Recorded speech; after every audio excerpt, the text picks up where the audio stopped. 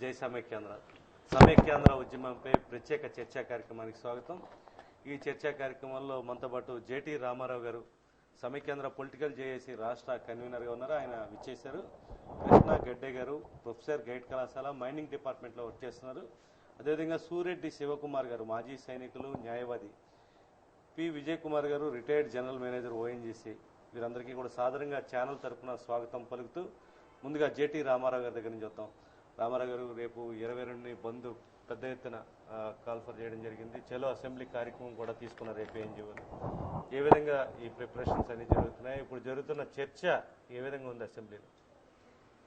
సమైక్యాంధ్రకు సంబంధించి ప్రజలు లేదా ప్రజా సంఘాలు గత 174 రోజులుగా సీమాంధ్ర ప్రాంతంలో చేస్తున్న ఉద్యమాన్ని వేడి తగ్గించకూడదని చెప్పి ఏపీఎన్జిఓ అశోక్ బాబు గారు కానీ, సమైక్యవాదులు కానీ, సమైక్యాంధ్ర జేఏసీ కానీ, ఇలా అడ్వకేట్ జేఏసీ, ముస్లిం జేఏసీ, డాక్టర్లు జేఏసీ, ఇలా ప్రజా సంఘాలు అందరూ కలిపి రేపు 22వ తేదీ వద్ద ఉదయం 9 గంటల నుంచి సాయంత్రం 4 గంటల వరకు కూడా పూర్తి స్థాయిలో ఇందిరా పార్క్ వద్ద ఒక ధర్నా బహిరంగ సభ ఒకటి నిర్వహించాలని చెప్పి వాళ్ళు ఒక ప్రయత్నాలు చేసుకోవచ్చారు.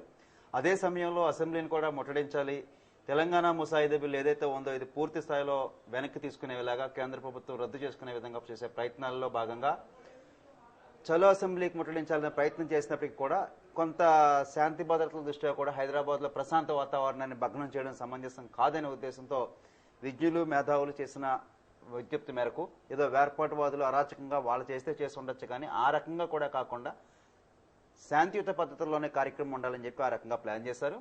ఈ సీమాంధ్రలోని 13 జిల్లాల్లోనే కాకుండా తెలంగాణ జిల్లాల్లో కానీ, హైదరాబాద్ నగరంలో కూడా పూర్తి స్థాయిలో సమైక్యవాదానికి బలపరిచే వాళ్ళు కానీ, సంఘీభావం తెలిపే వాళ్ళు కానీ, లేదా పార్టీలకు అతీతంగా జెండాలు లేకుండా, అజెండాలు ఏవి పెట్టుకోకుండా, సంఘాలకు అతీతంగా, ఒకవేళ మాలో జేఏసీలకు రకరకాల అభిప్రాయ భేదాలు ఉన్నప్పటికీ కూడా, వాళ్ళ కాలం శివాజీ గారు కూడా అసెంబ్లీ ముట్టడి కార్యక్రమం చేశారు.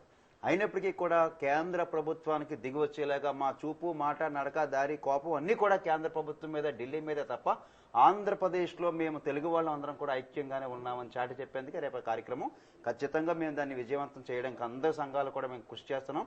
కేంద్ర ప్రభుత్వాన్ని సమైక్యాంధ్ర వేడి చూపించడం కోసం మా ప్రయత్నం. ఇప్పుడు అంటే ఎట్లాంటి ప్రిపరేషన్స్ జరుగుతున్నాయి దాని గురించి? ఇప్పటికే ఏపీఎన్జో కార్యక్రమాలు జరుగుతూ ఉన్నాయి. మళ్ళీ మీరు ఇప్పుడు సీసీసీలో మీరు ఏ కార్యక్రమం చేశారంటే మీ స్టూడియో వెనకాల జీప్ వచ్చి ఆగుతుంది, మమ్మల్ని బైండ్ ఓవర్ అయిపోతాం. ఇప్పుడు జనరల్గా పోలీసు వారు ఇంటెలిజెన్స్ ఇప్పటికే మా మీద టాస్క్ ఫోర్స్ చేయడం జరిగింది. విశాఖపట్నంలో ఉగ్రవాదుల మీద ఇంటెలిజెన్స్ చేయాల్సిన డ్యూటీ సమైక్యవాదుల మీద మా ఫోన్ ట్యాపింగ్లు కానీ, మా కదలికల మీద కానీ, మేము ఎక్కడ ఎప్పుడు ఏ నిమిషం ఆ మాట రైటే, బందోబస్తు విషయంలో ఎప్పుడు ఏ ఎమ్మెల్యే గారి ఇంటి ముందు కూర్చుంటామా, లేకపోతే ఏ బస్ స్టాప్ కూర్చుంటామా, ఏ రైల్లో పిలుపునిస్తామా నిఘా ఉండొచ్చు, తప్పులేదు. అది శృతి మించుతోంది. అదే సమయంలో కొంత ఉద్యమ పందంలో సమైక్యవాదానికి నష్టం జరగకుండా, ఉద్యమానికి నష్టం జరగకుండా ఉండే ప్రకటనలకు ఫాలో అవుతాము. ఇకపోతే ఢిల్లీ వాళ్ళు రెస్పాన్స్ ఉండాలి కదా.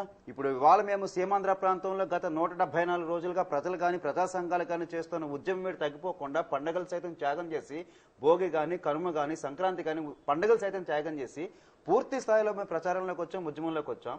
ప్రజలు ఇవాళ ఈ ప్రాంతంలో అద్భుతమైన ఉద్యమం వచ్చింది. గతంలో రాజమండ్రిలో ఎప్పుడు కనివిని ఉద్యమం కానీ, జిల్లాలో కానీ, లేకపోతే సీమాంధ్ర జిల్లాల్లో కానీ అద్భుతమైన ఈ వాతావరణాన్ని పాడు చేయకూడదని శాసనసభ్యుల మీద, పార్లమెంట్ సభ్యుల మీద ఒత్తిడి తగ్గించే ప్రయత్నం కూడా చేయకుండా వాళ్ళకి సంఘీభావం తెలిపే విధంగా ప్రయత్నం చేస్తున్నాం. ఈ రకంగా ఇటు మీడియా ద్వారా కానీ, లేదా ఇంటెలిజెన్స్ డిపార్ట్మెంట్ల ద్వారా కానీ, ప్రజా సంఘాల ద్వారా కానీ నేను ఢిల్లీ వాళ్ళకి కోరుకునేది ఏంటంటే, నేను అనుకోవడం మా ఊరికి, మా ఇంటికి ఒక పేపర్లు వస్తున్నాయి, టీవీలు వస్తున్నాయి. మరి ఢిల్లీలో ఇన్ని రోజులు అవుతున్నాయి, ఆంధ్రప్రదేశ్ తగలపడతా ఉంది, సీమాంధ్ర 13 జిల్లాల వాళ్ళు ఇబ్బందులు పడతా ఉన్నారు, బంధులు అవుతా ఉన్నారు. సామాన్య ప్రయాణికులు ఆటోలను కూడా మా కుర్రోళ్ళు ఆపేసి బంధులు చేశారు, బస్సులు ఆపేశారు. అలాగే అని చెప్పి రైళ్లు కూడా మేము ఆఫ్ చేసే ప్రయత్నం చేసాం, విమాన ప్రయాణికులకు కూడా మా సెగ తగిలించాం. సో సీమాంధ్ర 13 జిల్లాల్లోనూ అతలాకుతలం అవుతుంటే జాతీయ ఛానల్స్, నేషనల్ ఛానల్స్ కూడా మమ్మల్ని గుర్తించట్లా. కనీసం శ్రీకృష్ణ కమిటీ అన్నది ఈ ప్రాంతంలో పర్యటన చేశారు. అది ఎక్కడికి వచ్చిందని రంగంపేట దగ్గరికి వచ్చి సైకిల్ ప్యాచీలు వేసుకునేవాడి దగ్గరికి వచ్చారు, కొంత కార్యక్రమాలు చేసుకెళ్ళారు. ఏదో కొంత మీద కొంత రైట్, నేను కాదంటలా. నేను కోరుకునేది ఏంటంటే, కనీసం దిగ్విజయ్ సింగ్ అని ఒక అబ్బాయి ఉన్నాడు ఢిల్లీలో. ఆయన ఎంతసేపు తెలంగాణ మనోభావాలు, ఆకాంక్షలు, సెంటిమెంటు, ప్రత్యేక రాష్ట్రం, కేసీఆర్ ఇంటి దగ్గర నుంచి ఆయన తెలంగాణ భవన్ నుంచి ఈయనకి లింక్ ఉందో లేదు నాకు తెలియదు, కానీ ఎందుకు తెలంగాణ వాదాన్ని పదే పదే రెచ్చగొడుతూ కూడా, ఒకవేళ కాంగ్రెస్ పార్టీ, జాతీయ పార్టీ 2 ప్రాంతాల్లోనూ ఓట్లు, సీట్లు, నోట్లు 2009 ఎలక్షన్లో వాళ్ళకి వచ్చారు. ఇవాళ మాకు వెన్నుపోట్లు మిగిలిస్తారా? మీ ఓట్ల కోసం మీరు అధికారంలో రావడం కోసం సీమాంధ్ర ప్రజల భవిష్యత్తు. ఇవాళ నేను గతంలో ఉదయం మార్నింగ్ ప్రెస్ మీట్ కూడా జరిగింది, అక్కడ కూడా చెప్పా, గతంలో మాకు ఉమ్మడి మద్రాసు రాష్ట్రంలో ఉండేవాళ్ళం, అది కాదు మమ్మల్ని వెళ్ళిపోమని చెప్పి మమ్మల్ని మెడపట్టి కెంటేసిన తర్వాత కర్నూలు రాజధానిగా కొన్నాళ్ళు వచ్చాం. కర్నూలు కూడా కాదు, ఇక్కడ ఉండడానికి లేదు, మీరు వెళ్ళిపోవాలి అని చెప్పినప్పుడు పెద్ద మనుషుల ఒప్పందం జరిగిన తర్వాత 1956లో గౌతులచ్చన్ గారు, తెన్నేటి విశ్వనాథం గారు ఇలాంటి మేధావులతో మళ్ళీ మేము హైదరాబాద్ వెళ్ళాం. ఇవాళ హైదరాబాద్లో కూడా మేము ఉండకూడదు, సీమాంధ్ర వాళ్ళు వెళ్ళిపోవాలి, మీరు ఒక కాందీసికి లాంటి వాళ్ళు, వలస జీవులు, వలస పక్షులు, వాళ్ళు పొమ్మంటున్నారు. రేపొద్దున్న అటు విజయవాడ, గుంటూరు, తెనాలో అట్టుపోతాం, వాడు పొమ్మంటాడు. అంటే తరతరాలుగా దశాబ్దాలుగా మేము నాన్ లోకల్గా పుట్టి నాన్ లోకల్గానే పోతున్నాం, కానీ సీమాంధ్ర ప్రాంత ప్రజల హక్కులు లేవో, ఆత్మగౌరవం లేదా, ఆకాంక్షలు లేదనేది మా డిమాండ్. తెలంగాణ ముసాయిదా బిల్లు తీసుకొచ్చాము, డిస్కషన్ హౌస్లో శాసనసభలో అవుతుందని చెప్తా ఉన్నారు. మేము అసలు ఆ బిల్లు ప్రతిపాదనకి మేము పోదలుచుకోలేదు. బిల్లులో ఏమున్నాయి, ఏమి లేవు, మనకి ఏం కావాలి, ఏం వద్దని పక్కన పెడితే ఈ రాష్ట్రం సమైక్యంగా ఐక్యంగా ఉండాలన్నది ప్రజల సెంటిమెంటు, ప్రజలు కోరుకుంటా ఉన్నారు. ప్రజాస్వామ్యంలో మేము ప్రజల దారిలోనే పోవాలి తప్ప మావోయిస్టుల దారిలోనే మరో దారిలో పోయే అవకాశం లేదు. సో ఆ బిల్లు ప్రతిపాదనలు కూడా మాకు అనవసరం. తెలంగాణ ముసాయిదా బిల్లు అసెంబ్లీకి రావడంతోనే సీమాంధ్రలో చీకట్లో అలుముకున్న వాతావరణం ఉంది. మేము చాలా భయానక స్థితిలో ఉన్నాం, కొండమించి జారిపోయే పరిస్థితుల్లో ఉన్నాం. చాలా కీలక సమయం ఇది, చాలా బిగ్ డిబేట్. ఈ నిన్న కాక మొన్న లోక్పాల్ బిల్లు పార్లమెంట్లో ఏ రకంగా ఆమోదం పొందిందో, ఈ బిల్లు కనుక ఢిల్లీకి కనుక బయలుదేరి వెళ్తే అదే స్థాయిలో పార్లమెంట్లో ఆమోదం పొందే ప్రమాదం ఉంది. కాబట్టి సీమాంధ్ర ప్రాంత ప్రజలు 30-40 ఏళ్ల పాటు మరో ఎడారు అయిపోయే పరిస్థితులు, హామీ సరిపోవట్లా. మేము గతంలో కూడా, నేను రాజమండ్రిలో జయాంధ్రగా సీమాంధ్ర అభివృద్ధి కోసం నేను మాట్లాడడం చేశాం. ఆవేళ హర్ష్ కుమార్ గారి నేతృత్వంలో ప్రతినిధి బృందం ప్రధానమంత్రి గారికి, సోనియా గాంధీ గారి దగ్గర పోయాం. మాకు భరోసా లేదు. ఇవాళ ఎవరిని నమ్మి మేము విడిపోవాలా? కేసీఆర్ అందచందాలు చూసి విడిపోవాలా? దిగ్విజయ్ సింగ్ అందచందాలు చూసి విడిపోవాలా? అది మా ఇబ్బంది. మళ్ళీ మీ దగ్గర శివకుమార్ గారు, మీరు చెప్పండి. ఇప్పుడు అసెంబ్లీలో జరుగుతున్న చర్చను చూసిన తర్వాత మీకు ఏమనిపిస్తుంది? ఎంతవరకు అర్థవంతంగా జరుగుతుంది అనుకుంటున్నారు? సీమాంధ్ర ప్రాంత ప్రయోజనాలైనా అసెంబ్లీ చర్చలో ప్రతిఫలిస్తున్నాయా? ఇక్కడ చర్చ జరగడం వల్ల ఆయన ప్రయోజనాలు కనిపిస్తున్నాయి? ఇప్పుడు ఏదైతే అసెంబ్లీలో చర్చ జరుగుతుందో దానివల్ల ఇప్పుడు ప్రస్తుత చర్చ జరుగుతున్నది మాత్రం అది పబ్లిక్కి మంచి మాత్రం జరగట్లేదు. చర్చ అనేది ఎలా జరగాలంటే ఏది మంచి ఏది చెడు అనేది జరగాలి తప్ప మనం విడిపోదామని ఒకడు, విడొద్దని ఒకడు, ఇద్దరు కొట్టుకొని చేస్తున్నారు కదా. అసలు విషయాలు, వాస్తవాలు బయట రాకుండా ఈ రాజకీయ నాయకులు చర్చని తప్పుదారి పట్టిస్తూ ఇది జరుగుతున్న విషయాలను చూస్తుంటే ఇది రాజకీయ నాయకులు అందరూ కుమ్మక్కైపోయి మొత్తం తెలంగాణ వాళ్ళు కానీ, ఇటు తెలుగుదేశం కానీ, కాంగ్రెస్ అందరూ కుమ్మక్కైపోయి జరుగుతున్న విషయంగా కనిపిస్తుంది క్లియర్గాను.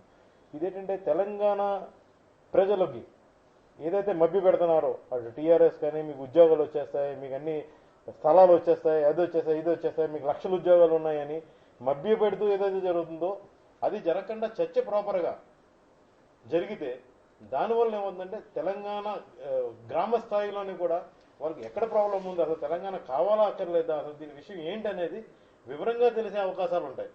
చర్చ జరగడం అనేది తప్పనిసరిగా జరగాలి, అది క్రమబద్ధంగా జరగాలి.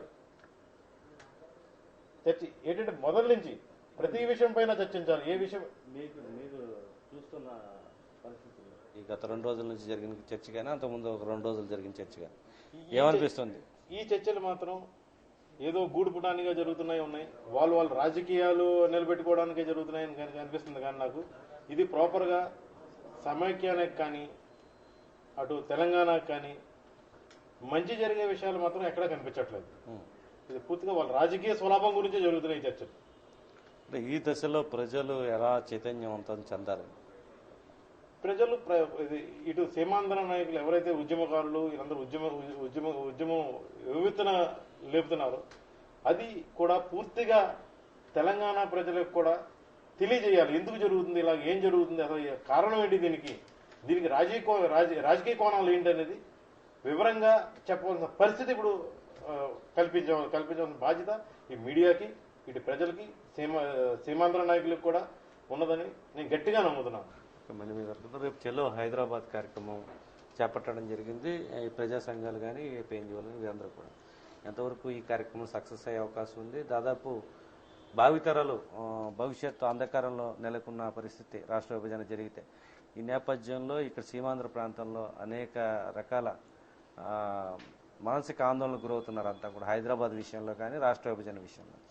ఏమనిపిస్తుంది మీకు? చూస్తున్న వాతావరణం ఎట్లా అనిపిస్తుంది? చాలా బాధాకరంగా ఉందండి ఈ విషయం చూస్తుంటే. జరుగుతున్న డిస్కషన్స్ కానీ లేకుండా ఈ ఈ డెవలప్మెంట్స్ జరుగుతుంది, చాలా బాధాకరంగా ఉంది. ఆ కేంద్రంలో కానీ మధ్యలో మన political leaders they are playing their own strategies. రియల్గా అందరూ కూడా యూనిటీ మీద ఉండి irrespective of the parties they should come together.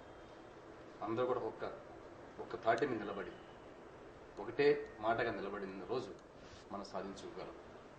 అది లేకుండా అందరూ కూడా ఎవరు పొలిటికల్ హీరోయిజం చూపించుకోవడం కోసం మాది గొప్ప చూపించుకోవడం తప్పితే ప్రజలకు ఏది కావాలి, మన ఫ్యూచర్ ఏమవుతుంది, మన భవిష్యత్తు ఏమవుతుంది, మన ఇన్కమ్ ఎలా, how you can develop our income. ఇంత హైదరాబాద్ మనం డెవలప్ చేసుకున్నా కూడా ఈరోజు మీది కాదు మీరు ఇన్కమ్ చెప్తున్నారు. ఎంతోమంది ఇన్వెస్ట్ చేశారు, ఎన్నో కారణాల వల్ల చేయడం జరిగింది. అది కాకుండా ఇంకా ఎంప్లాయ్మెంట్ ఎన్నో కాలేజెస్ ఉన్నాయి. మన ఉస్మానియా యూనివర్సిటీ తీసుకుని చాలా కాలేజెస్ ఉన్నాయి. ఇప్పుడు మైనింగ్ తీసుకుంటే మైనింగ్ ఒకటే ఉంది ఇక్కడ. We have only one mining engineering college. Osmania తీసుకుంటే ఆల్మోస్ట్ 16 ఇంజనీరింగ్ కాలేజెస్ ఉన్నాయి. We got so many polytechnic colleges. ఇవన్నీ ఎలా జస్టిఫికేషన్ ఇవ్వగలరు? ఎంప్లాయ్మెంట్ ఇప్పుడు 1050 స్టూడెంట్స్ ప్రొడ్యూస్ అవుతారండి ఇక్కడ. ఆంధ్ర మొత్తం కూడా వీఆర్ ప్రొడ్యూసింగ్ 1050 స్టూడెంట్స్. వీళ్ళందరికీ ఎలా ఎంప్లాయ్మెంట్ ఇవ్వగలవు? ఇప్పుడు హైదరాబాద్ పోతే most of the students are occupy అవుతాయి. అది లేకపోతే ఈ ఎంప్లాయ్మెంట్ ఎలా ఇవ్వగలం? మనకి ఇన్కమ్ ఏంటి? ఆ తర్వాత వాటర్ ప్రాబ్లం ఎలా సాల్వ్ చేసుకోవాలి? ఇవన్నీ పెట్టుకుంటే మనం దుర్విదృష్టి ఆలోచించుకుంటే దూరదృష్టి ఫ్యూచర్ ఏమైపోతుంది, మన రాష్ట్రం ఎలా అవుతుంది? అగ్నిగుండంలా మారిపోయి ఈ విద్యమాలతో కానీ ఏదన్నా కానీ. ఆ తర్వాత సేఫ్టీ ఎలా ఉంటుంది? ఇంకా కొంతమంది హైదరాబాద్ చాలా మంది ఉంటున్నారు. ఆ సేఫ్టీ ఏంటి వాళ్ళకి? మొన్న రాజకీయ నాయకులు విధంగా మాట్లాడుతున్నారు, మీకు సేఫ్టీ మీరు వెళ్ళిపోండి. మన స్టేట్మెంట్ కూడా చూసాం, కొంత స్టేట్మెంట్ ఈ విషయం తర్వాత అంతకుముందు కూడా. ఇవన్నీ కూడా చేస్తుంటే ఏమవుతుందంటే భయం వేస్తుంది. మనం ఎటుపోతాం, ఎటుపోతే ఏంటి, మన పిల్లల ఫ్యూచర్ ఏంటి? అందుకేంటంటే మనం అందరం కూడా ఒక తాటి నిలబడి చిన్నపిల్లలు కానీ ఒక అవేర్నెస్ కల్పించి అందరూ కూడా, ఇప్పుడు కూడా కొంతమంది ఉద్యోగాలు లేకపోయినా కూడా వాళ్ళ అవేర్నెస్ కల్పించి ఇంకా వాళ్ళని ఒక తెలియజెప్పేసి ఇది మన ఫ్యూచర్ అవుతుంది, మనం అందరం కలవాలి. పొలిటికల్ లీడర్స్ కూడా ఇవన్నీ పక్కన పెట్టేసుకొని వాళ్ళ స్వార్థలాభాలను తీసేసుకొని మనం రేపు ఏమవుతుంది, మన రాష్ట్రం ఏమవుతుంది, మన ఫ్యూచర్ ఏంటి, ఇవన్నీ దృష్టిలో పెంచుకుంది కదా. మన అసెంబ్లీలో జరుగుతుంది కానీ డిస్కషన్ ప్రాపర్గా జరగడం లేదు. దే ఆర్ థింకింగ్ ఇప్పుడు దర్ ఓన్ వేస్. వాళ్ళ స్వార్థం కోసం ఎలా మన ఫ్యూచర్ ఎలా అవుతుంది, మన పార్టీ ఎలా అవుతుంది, అలా కాకుండా మన పిల్లల భవిష్యత్తు ఎలా ఏ రంగంలో తీసుకురాగలము. వాళ్ళకే ఉందండి, అందరు పిల్లలు ఉంటారు కదా, వాళ్ళు కూడా వాళ్ళు they can spend lot of money, they can do anything with. But the problem is ఇక్కడ మిడిల్ క్లాస్ పీపుల్ కానీ poor people what they're going to do it. ఇవన్నీ ఆలోచన చేసుకొని అందరూ కూడా తాటి నిలబడితే డెఫినెట్గా మనం సాధిస్తాం.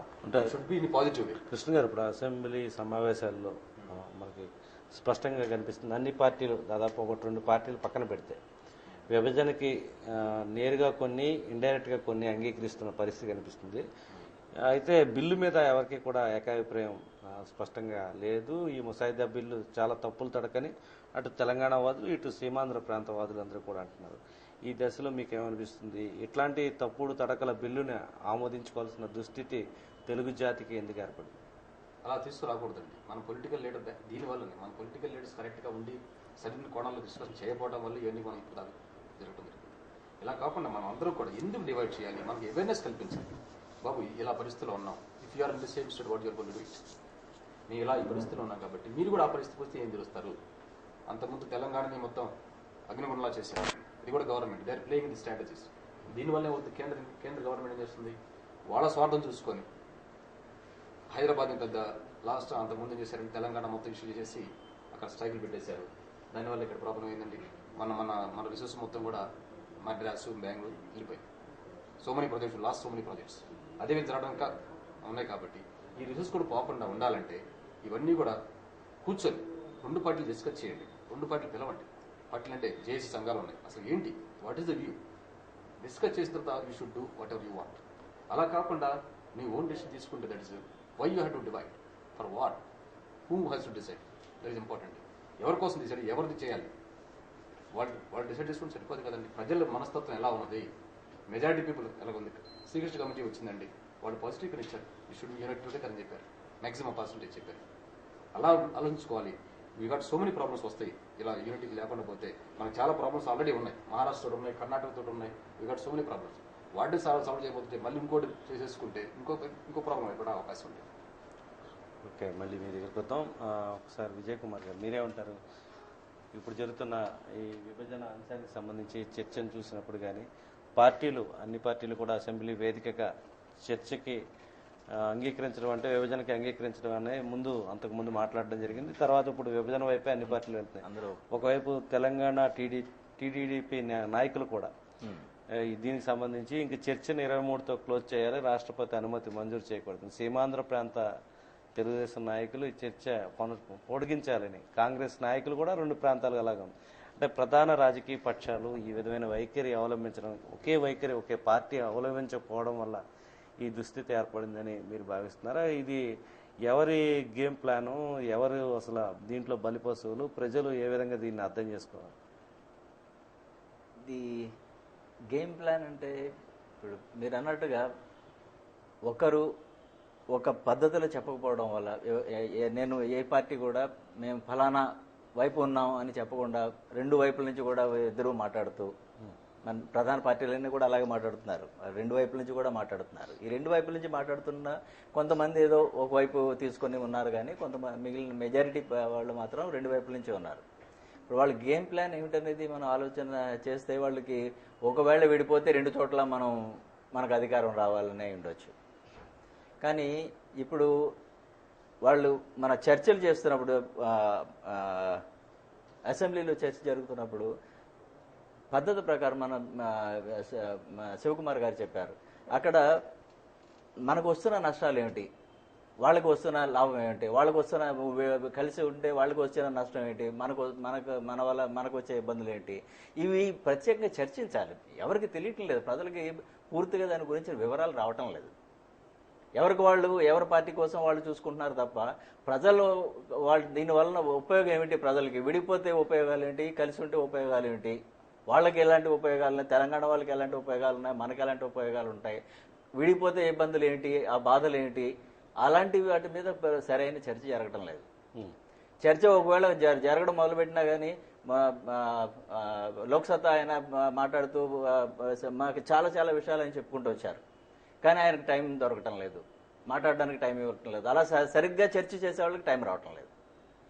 చర్చ జరగడం ఒక విషయం అయితే, చర్చ సరిగ్గా విషయాన్ని ఒక మంచి కోణంలో, సరి అయిన కోణంలో చర్చ చేస్తున్న వారికి సరిగ్గా అవకాశం రావటం లేదు. అంటే దీనికి కారణం ఏంటంటారు?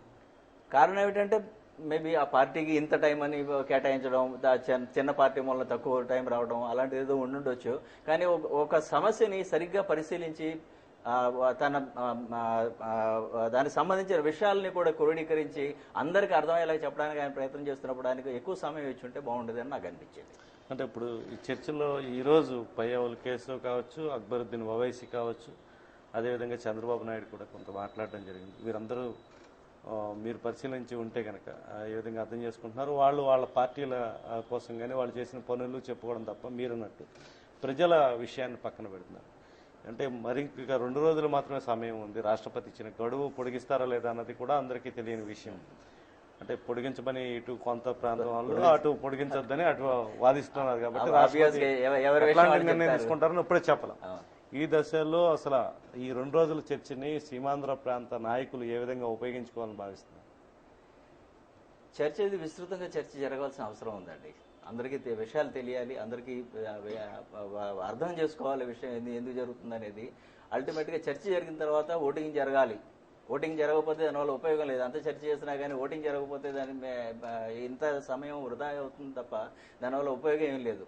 ఓటింగ్ జరిగితే మెజారిటీ ఇక్కడ ఆంధ్ర వాళ్ళు ఉన్నారు కాబట్టి వీళ్ళే గెలుస్తారు, వాళ్ళు మాకు రాదని చెప్పి వాళ్ళు ఓటింగ్ వద్దని వాళ్ళు అంటున్నారు. ఎవరి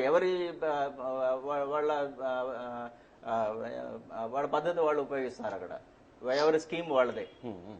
అది జరగకుండా చూడాలని ఒకళ్ళు అనుకుంటే, జరిగేలా చూడాలని ఒకళ్ళు అనుకుంటే, ఓటింగ్ జరగాలని ఒకళ్ళు అనుకుంటే, ఓటింగ్ జరగకూడదని ఇంకొకళ్ళు అనుకుంటే, మొత్తానికి అటు ఇటు చేసి చర్చ జరిగినా ఓటింగ్ లేకపోవచ్చు, ఓటింగ్ ఉండొచ్చు, అది అంత క్లారిటీ రావటం లేదు ఇప్పుడు. మనలాంటి వాళ్ళందరూ మనం అబ్జర్వ్ చేసే వాళ్ళందరూ కూడా ఏంటి జరుగుతుంది అని అనుకోవడం తప్ప ఏం జరుగుతుందో జరగదో కూడా మనకు అర్థం కావటం లేదు. ఇప్పుడు మీరు టైం గురించి చెప్పారు, ఎంత టైం ఇస్తారు? 2 రోజులు, ఇంకా 3 వారాలు టైం ఇస్తారా? ఇమ్మని ఒకళ్ళు అడుగుతున్నారు, ఇవ్వద్దని ఇంకొకళ్ళు అంటున్నారు. అది ఇస్తారా, ఇచ్చే అవకాశం ఉందా లేదా అనేది ఎవరికి తెలియట్లేదు. ఇప్పుడు ఆ 2-3 రోజుల్లో కూడా పొజిషన్ క్లియర్ అవుతుందని కూడా గ్యారంటీ లేదు.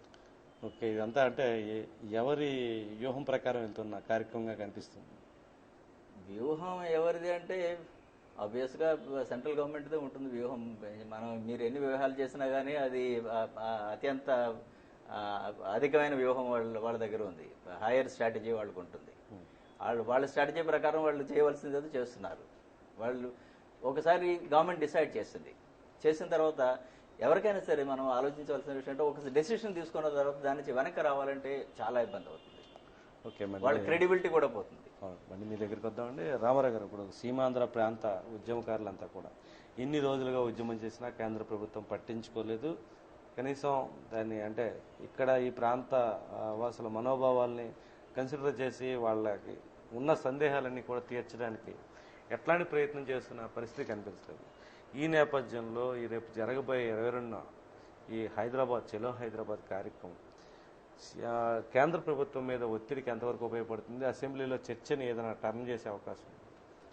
ఒక్క మాట మళ్ళీ మీకు ఒకసారి క్లారిఫై చేయాలి మిత్రి గారు, లేకపోతే మిత్రుల సోదరులందరికీ కూడా ఒక క్లారిఫై చేసుకున్నాం, స్పష్టం చేయదలుచుకున్న విషయం ఏంటంటే తెలంగాణ ముసాయిదా బిల్లు ఆంధ్రప్రదేశ్కి వెళ్ళొచ్చిందా లేదా అని సుప్రీంకోర్టు జడ్జి గారి వరకు అడుగుతారు. ఎవరన్నా మేధావులు కానీ లాయర్లు కానీ ఎవరన్నా ఎక్కడన్నా ఉంటే కనుక రాష్ట్ర విభజన ప్రక్రియ ఏకపక్షంగా సాగింది, నిలిపివేయాలి, సమంజసం కాదని ఎవరన్నా కోర్టుకి వేస్తే కనుక జడ్జి గారు ఏమడుగుతారంటే బిల్లు అసెంబ్లీ పోయిచ్చిందా లేదా?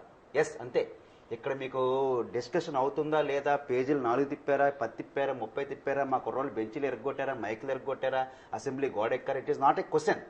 జడ్జి గారు ఓకే చేస్తారు, పార్లమెంట్ ఏకీగ్రహం ముద్ర వేస్తున్నా లేదా, అంతే, ఎనఫ్. దట్ ఈస్ జై తెలంగాణ, తెలంగాణ ఏర్పడిపోయింది.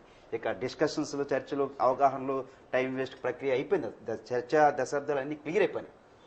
ఈ పరిస్థితుల్లో, ఈ కాంటెస్ట్లో నేను కోరుకున్నది కేంద్ర ప్రభుత్వం కూలిపోవడం కానీ లేదా బిల్లు నిలిపేసే విధంగా మళ్ళీ ఒక 30 రోజులు 20 రోజులు గడువు ఇస్తే ఈలోగా పార్లమెంటు శీతాకాల సమావేశాల గడువు పూర్తి అయిపోతే ఇలా ఆ బిల్లు ఇంకా ఆంధ్రప్రదేశ్ అసెంబ్లీలోనే ఉండిపోతే కనుక ఈ టర్మ్ యూపీఏ 2 ప్రభుత్వం కనుక క్లియర్ అయిపోతే మళ్ళీ ప్రజలు కానీ రాజకీయ పార్టీలు కానీ ఫ్రెష్గా కొత్త మ్యాండేట్తో, కొత్త మేనిఫెస్టోలతో, ఎవరి మేనిఫెస్టోలతో వాళ్ళు ప్రజల్లోకి వెళ్ళి ప్రజా కోర్టులోకి వెళ్ళి న్యాయం కోరుకున్న తర్వాత ప్రజలు ఎవరిని గెలిపిస్తే ఆ ప్రజల మనోభావాలకు అనుగుణంగా ఒకవేళ హంగు ఏర్పడితే హంగు, లేదంటే మెయిన్లీ ప్రజల ఆకాంక్షల మేరకు నిర్ణయం తీసుకోవాలి తప్ప ఈ పరిస్థితుల్లో అసెంబ్లీ తీర్మానం జరిగితే ఏకగ్రీవ తీర్మానంగానే పంపించాలి. ఓటింగ్ వీళ్ళు చెయ్యి ఎత్తుతున్నారా, 10 వచ్చిందా, 100 వచ్చిందా, ఇప్పుడు సీమాంధ్ర వాళ్ళు 175 ఉన్నారు, వాళ్ళు 119 మంది ఉన్నారు. సో అల్టిమేట్గా కిరణ్ కుమార్ రెడ్డి సర్కారు స్పీకర్ మనవాడు కాబట్టి సీమాంధ్రకు సంబంధించి ప్రాబ్లం లేదు, ఏకగ్రీవం అవుతుంది.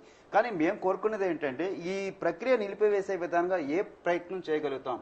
సో మాకు అడదనంగా గడువిస్తే కనుక యూపీఏ 2 ప్రభుత్వం శీతాకాల సమావేశాల్లోగానే మేము గట్టెక్కే ప్రయత్నాలు, ఆకాంక్షలు ఎదురు చూడాలి. ఈ సందర్భంగా మాకు ప్రధానంగా రాజకీయ పార్టీలు అన్నింటినీ కూడా కలిసి వస్తాయని భావిస్తున్నాం. ఇవాళ ఉదయం కూడా ఢిల్లీలో జంతర్ మందిర్ దగ్గర మా బీజేపీ మిత్రులు వాళ్ళందరూ కూడా సీమాంధ్ర వాళ్ళు కూడా ధర్నా చేశారు. వెంకయ్యనాయుడు గారు కూడా హాజరయ్యారు. వాళ్ళు కూడా హామీ ఇచ్చారు, సీమాంధ్ర సమస్యలు పరిష్కరించిన తర్వాతే మేము బిల్లు సభలో పెడతాం లేదా మద్దతు ఇస్తామని. సో యూపీఏ 2 వెనకడుగేసే పరిస్థితులు వస్తే వాళ్ళు కూడా ఆలోచించి నిర్ణయం తీసుకుంటామన్నారు. నేనైతే అసభావంతో ఉన్నాను, చాలా కాన్ఫిడెంట్గా ఉన్నాను. ఈ టర్మ్లో ప్రస్తుతానికైతే రాష్ట్ర విభజన ప్రక్రియ నిలిపోయేసే విధంగా లేకపోతే ఆగిపోయే అవకాశం ఉందని నేను కోరుకుంటున్నాను. కాంట్రాక్ట్ ప్రకారంగా ఒకవేళ దిగ్విజయ్ సింగ్ లాంటి వాళ్ళు కిరణ్ కుమార్ రెడ్డికి ఏదైనా ఫోన్ చేసినా లేదంటే వాళ్ళు ఏదైనా ఒత్తిడి తీసుకొచ్చినా అదే సమయంలో వీళ్ళు రాజీనామా, కిరణ్ కుమార్ రెడ్డి గారు రేపు రాజీనామా చేసి సీమాంధ్ర 13 జిల్లాల్లో లగడపాటి రాజగోపాల్ గారితో కానీ, విశాఖలో గంటా శ్రీనివాస గారితో కానీ, ఇక్కడ మై అబ్బాయి రాజమండ్రి ఎంపీ సూర్యప్రకాష్ రావు గారితో ఒక పార్టీ పెట్టిన జై సమైక్యాంధ్ర అన్న పార్టీని చీల్చుకుని ఒక 50 మంది 60 మంది చీల్చుకెళ్ళిపోయినా సరే ప్రక్రియ మాత్రం ఆగే అవకాశాలు కనబట్ల. ఏదేమైనా మనకి ఎలక్షన్ కమిషన్ నోటిఫికేషన్ వచ్చినాయి. ఇలాగ ఫిబ్రవరి 26న కేంద్ర ఎన్నికల సంఘం వాళ్ళు చెప్తా ఉన్నారు, ఎన్నికల షెడ్యూల్ విడుదల చేస్తాం, 5 దఫాలుగా మేము ఎన్నికలకు పోతామని చెప్తా ఉన్నారు. సో ఎన్నికల ప్రక్రియ ప్రారంభమైనా కానీ ఆగే పరిస్థితి ఇక్కడ కనబట్టలేదు. ఎందుకంటే ఇది అభివృద్ధి డెవలప్మెంట్ ప్రక్రియ కాదు. ఆల్రెడీ ప్రక్రియ స్టార్ట్ అయింది కాబట్టి సెంట్రల్ గవర్నమెంట్ మళ్ళీ ప్రత్యేక సమావేశాలు ఆమోదించే అవకాశాలు కూడా కనిపిస్తాయి. ఖచ్చితంగా ఒక సెషన్స్, పార్లమెంట్ సెషన్స్ పెడితే. అందుకనే ఇక్కడ ఒక లాస్ట్ టైం మీకు ఒక మన ఢిల్లీలో ఏం జరిగిందంటే తెలుగు ఎంపీలు సాయి ప్రతాప్ గారు కానీ తర్వాత రాజగోపాల్ గారు ఇట్లాంటి ఎంపీలు అందరూ కూడా పార్లమెంట్కి అవిశ్వాస తీర్మానం ఒక 6 సంతకం చేశారు. పక్క ఫ్లాట్లో ఉన్న పురంధేశ్వర్ గారు కానీ కింద ఫ్లాట్లో ఉన్న తెలుగు వాళ్ళందరూ ఎంఎస్ ఫ్లాట్స్ ఢిల్లీలో ఒక ప్రాంతంలో ఉంటారు. వాళ్ళు ఎవరు సపోర్ట్, వాళ్ళు కేంద్ర ప్రభుత్వం అనుకూలంగా వాళ్ళు సైన్ చేయాలి. సో వాళ్ళు కేంద్ర ప్రభుత్వం కొలదీసే అవకాశం ఉన్నా సరే వాళ్ళ ప్రయత్నం చేయకపోయేటప్పటికి మళ్ళీ మేము ఏముందండి మామూలు విద్యార్థి సంఘాలు కానీ ప్రజా సంఘాలు కానీ టీచర్లు కానీ వీళ్ళంతా ఉద్యమం బాట పడతా ఉన్నాం, తెలుగు వాళ్ళం అరుస్తూనే ఉన్నాం, ఇన్ని కార్యక్రమాలు జరుగుతూ ఉన్నా మా వాళ్ళు హౌస్లో లేచి నిలబడి మేము జై సమైక్యాంధ్ర అంటూ ఇంతవరకు కూడా కలిసి రావట్లా, ఉద్యమంలో కలిసి రాకపోవడం చాలా మాకు అనుమానం వస్తుంది. ఇవాళ ప్రజెంట్ ఇవాళ 20వ తారీఖున నాకు కనపడేది ఏంటంటే ఛాంపియన్షిప్. సమైక్యాంధ్ర అన్నది సీమాంధ్ర ప్రాంతంలో ఒక ఛాంపియన్షిప్ లాగా ఉంది. ఇందులో ఎవరైతే నేను ముందుండాలా మరీ ఘోరం ఏంటంటే కొన్ని ప్రాంతాల్లో నేను చూసాను అర్జెంటుగా ఈయన స్టేజ్ ఎక్కిపోవాలా, టీవీ గొట్టాలకి కెమెరాలకి ఫోటోలకి ముఖం చూపించుకోవాలి, సమైక్యవాదిని అనిపించుకోవాలి, ఆత్రం ఆవేశం ఆరాటం తప్ప ఇవాళ పూర్తి స్థాయిలో జగన్మోహన్ రెడ్డి గారు సమైక్యవాదం అంటూ ఆయన ప్రజల్లో పోయే ప్రయత్నం చేస్తున్నారు. అశోక్ బాబు పక్కన ప్రయత్నం చేస్తా ఉన్నారు. తెలుగుదేశం సీమాంధ్ర వాళ్ళు ఇటు అంటారు. నేను ఏమంటున్నానంటే పూర్తిగా జెండాలు మాత్రం పక్కన పెట్టి సమైక్యవాదానికి అందరూ కూడా పార్టీలకు అతీతంగా, సంఘాలకు అతీతంగా, జెండాలకు అతీతంగా పోరాడి తెలుగు వాళ్ళ ఐక్యత ఈ సీమాంధ్రలో రాజమండ్రి, విజయవాడ, విశాఖపట్నం తెలుగు వాళ్ళు ఈ ఆంధ్రప్రదేశ్లో సందుల్లో ఇందిరా పార్కు హైదరాబాద్లో తేలే సమస్య కాదు ఇది. ఇవాళ ఆంటోనీ కమిటీ కానీ జీఓఎం కానీ పూర్తి స్థాయిలో కేంద్ర ప్రభుత్వం దూకుడుగా పోతా ఉంది. షిండే గారు నార్త్ బ్లాక్లో కూర్చొని ఆయన స్పష్టంగా చెప్తా ఉన్నాడు. దిగ్గజ్ సింగ్ గారు ఏఐసిసి ఆఫీసులో స్పష్టంగా చెప్తా ఉన్నారు. ఇవాళ తెలుగు వాళ్ళు, తెలుగు ప్రజలు, తెలుగు మనుషులు తేల్చుకోవాల్సింది ఢిల్లీ వీధుల్లో తప్ప తెలుగు ఆంధ్రప్రదేశ్లో కాదు. ఖచ్చితంగా మనం పార్లమెంటు ముట్టడి ప్రయత్నం కానీ, జంతర్ మందిర్ దగ్గర ముట్టడి ప్రయత్నం కానీ, ఒక ప్రధాని లేదా సోనియా గాంధీ గారి ఇంటి ముందు కానీ మా ఎంపీలు, మా పార్లమెంట్ సభ్యులు, కేంద్ర మంత్రులు ముందుండి ఎందుకు మాట అంటున్నాను, మా దగ్గర ఒక అందగాడు ఇంకొక అబ్బాయి చిరంజీవి ఉన్నాడు. ఆయన మా దగ్గర ఇక్కడ పోలవరం ప్రాజెక్టుగా మరోటో చాలా చేస్తా ఉన్నారు. తీరా ఢిల్లీ వెళ్ళిన తర్వాత ఆయనకి బ్రెయిన్ ఆఫ్ అయిపోయిందో మత్తు వచ్చిందో కానీ ఆయన మర్చిపోతా ఉన్నారు. నాకు ఈ విశాఖపట్నంలో కూడా చాలా మంది పోరాటాలు మేము చేసినంత చెప్పి మా దగ్గర తలాడిస్తారు, మినిస్టర్లు వస్తారు, మాతో చేతులు పైకెత్తారు. తీరా వెనక్కి తిరిగి చూస్తే మా వెనకాల పోలీసులే ఉంటున్నారు తప్ప నాయకులు ఎవరు ఉండాల. ఎందుకు వీళ్ళు కలిసి రావడం లేదంటే వచ్చే ఎన్నికలకి టిక్కెట్లు వస్తాయో రావో, నేను ఈ నియోజకవర్గం మానేసి పక్క నియోజకవర్గంలో పోటీ చేస్తానో గెలుస్తాను లేదో, ఈ ఉద్దేశాల్లో రాజకీయ నాయకులు ఉన్నారే తప్ప తెలుగు ప్రజలు ఎందుకు ఉద్యమ బాట పడతా ఉన్నారు, వీళ్ళ మనోభావాలు ఏంటి, వీళ్ళ ఆకాంక్షలు ఏంటి అన్నది గుర్తించడం రావట్లేదు. రామారావు గారు, మీరు పొలిటికల్ జేఏసీ చైర్మన్గా ఉన్నారు. మరి చాలా కాలం నుంచి మీరు ఈ పదవిలో ఉండి ఈ అన్ని పార్టీలని జెండాల పక్కన పెట్టి ఉద్యమం చేసే దిశగా ఎందుకు ప్రయత్నించారు? చాలా మంచి ప్రశ్న వేశారు సార్. సిసిసి మళ్ళీ నేను ఇంకొక మాట స్పష్టం చేస్తా ఉన్నా. ఆంధ్రప్రదేశ్లో తెలంగాణ సెంటిమెంటు, తెలంగాణ మనోభావాలు, తెలంగాణ ఆకాంక్షలు గౌరవించాల్సిన మంచి పరిస్థితితో దుస్థితో నాకైతే తెలియదు, కానీ ఆ సెంటిమెంట్ కట్టుబడాల్సిన పరిస్థితి వచ్చింది.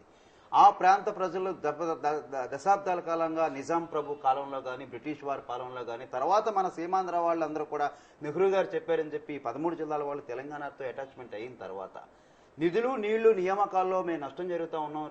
ఆంధ్ర ప్రాంతం నుంచి, రాయలసీమ నుంచి వచ్చిన ముఖ్యమంత్రులు మా ఉద్యోగాల్లో కానీ, మా డెవలప్మెంట్ నిధుల్లో కూడా మాకు అడ్డం పడతా ఉన్నారు. సెక్రటేరియట్ నిండా సీమాంధ్ర వాళ్ళు ఉందా అన్న బలమైన వాదన ఒక కేసీఆర్ కానీ, ప్రొఫెసర్ జయశంకర్ గారు కానీ, గద్దర్ కానీ, విమలక్క కానీ లాంటి వాళ్ళు చేసిన ప్రచారం ముందు మేము తట్టుకోలేని నిలబడలేని పరిస్థితి వచ్చింది. ఇవాళ 9 విద్యార్థులు ఉస్మానియా యూనివర్సిటీ గేట్ ఎక్కి జై తెలంగాణ అంటే మీ పేపర్లు, మీ టీవీలు హెడ్లైన్స్ చూపిస్తాయి, మెయిన్ పేజీలో వస్తాయి. సమైక్యాంధ్ర కావాలని చెప్పి గోదావరి గట్టు దగ్గర ఇక్కడ కానీ, విజయవాడలో కానీ, లేకపోతే గజల్ శ్రీనివాస్ గారు ఆటపాట కానీ, లేకపోతే లాయర్లు కానీ, ఇప్పటికీ లాయర్లు విశాఖపట్నంలో కానీ, రాజమండ్రిలో కానీ ఉద్యమాలు చేస్తూ ఉన్నారు. అది మీకు వార్తగానే కనపడడం లేదు. అది మా దురదృష్టం. తెలంగాణ సెంటిమెంట్ ముందు మేము ఓడిపోతున్నాం, వెనకడిగేస్తున్నాం. రాజకీయ పార్టీలు కూడా తెలుగుదేశం జై తెలంగాణ అనే పరిస్థితి వచ్చింది. వాళ్ళు లెటర్ పెట్టారు. నేను అడిగింది స్పష్టంగా, మీరు పొలిటికల్ చేసి చైర్మన్ కన్వీనర్గా ఉన్నారు, మీరు ఎందుకు అన్ని పార్టీలని జెండాలు పక్కన పెట్టించలేకపోతున్నారు? తెలంగాణ ప్రాంతంలో ప్రొఫెసర్ కోదండరామ్ గారు హైదరాబాద్ హెడ్ క్వార్టర్ గా ఉండడం వల్ల అక్కడ హైదరాబాద్ స్థానికంగా తెలంగాణ ప్రాంతంలో ఉండడం కారణంగా రాజకీయ పార్టీల ప్రధాన కార్యాలయాలు కానీ, వాళ్ళ ఆఫీసులు కానీ, అధిష్టానం అంతా కూడా హైదరాబాద్ లో కేంద్రీకృతం అవడం కారణంగా ఈ 13 జిల్లాల్లో సీమాంధ్ర ప్రాంతంలో ప్రతిసారి మా వాళ్ళకి అలవాటైంది ఏంటంటే అక్కడ ఏదైనా పిలికొస్తే సమైక్యాంధ్ర టెంట్ వేయమంటే మా తెలుగుదేశం వాళ్ళు, మా కాంగ్రెస్ వాళ్ళు, మా వైఎస్ఆర్సీపీలో టెంట్ వేస్తారు. వాళ్ళు మానేయమంటే వీళ్ళు మానేస్తారు. సో ఆ పరిస్థితి కదా 56 ఏళ్ళుగా నడిచిపోయింది. మేము సమైక్యం కోసం జెండాలు తీసి పక్కన పెడతామంటే మమ్మల్ని మభ్య పెడుతున్నారు, ప్రలోభ పెడుతున్నారు, కానీ కలిసి రావడంలా. ఇవాళకి కూడా హౌస్లో, ఇవాళ కూడా శాసనసభలో కాంగ్రెస్ ఎమ్మెల్యేలు వేరేగా కూర్చుంటారు, తెలుగుదేశం ఎమ్మెల్యేలు వేరేగా కూర్చుంటారు, వైఎస్ఆర్ ఎమ్మెల్యేలు సభకే రావట్లా.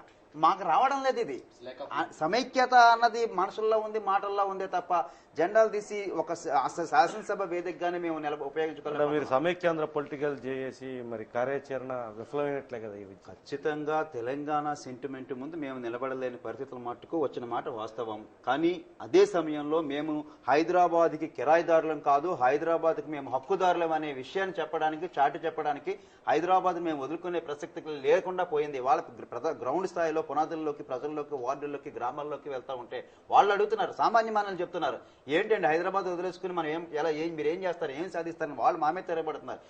మొన్న కళా జాతరలో కళా బృందాలతో పాటు మేము గ్రామాల్లో పోయినప్పుడు వాళ్ళు మమ్మల్ని తెరపడుతున్నారు. మేమేదో ఓట్లకు వచ్చినట్టు, మేము మీ ఓట్లకి కాదు నాయన ఆటాపాటా ద్వారా సమైక్యాంధ్ర కోసం వచ్చిన వాళ్ళం ఏంటంటే వాళ్ళని తప్పించుకోలేని పరిస్థితి. నేను అనుకుంటున్నాను రాబోయే ఎన్నికల సీజన్లో ఏ పార్టీ కూడా, ఏ ప్రాంతంలో, ఈ 13 శ్రీకాకుళం టు చిత్తూరు వరకు కూడా ఏ పార్టీ కూడా ప్రజల్లో కనీసం రోడ్డు దిగి వెళ్ళలేని పరిస్థితులు ఉన్నాయి. మళ్ళీ వద్దాం రామారావు గారు మీ దగ్గరికి. మీరు చెప్పండి శివకుమార్ గారు, ఇప్పుడున్న పొజిషన్లో ప్రజలు ఎట్లాంటి స్టెప్స్ తీసుకోవాల్సిన అవసరం ఉంది, ప్రజలు వచ్చే ఎన్నికల్లో ఏ విధంగా ప్రవర్తించాల్సిన అవసరం కనిపిస్తుంది? ప్రజల్ని ప్రతి పార్టీ, వైఎస్ఆర్ కానీ, ఇటు కాంగ్రెస్ కానీ, ఇటు తెలుగుదేశం కానీ, ఎన్ని పార్టీలు మోసం చేస్తూనే ఉన్నాయి.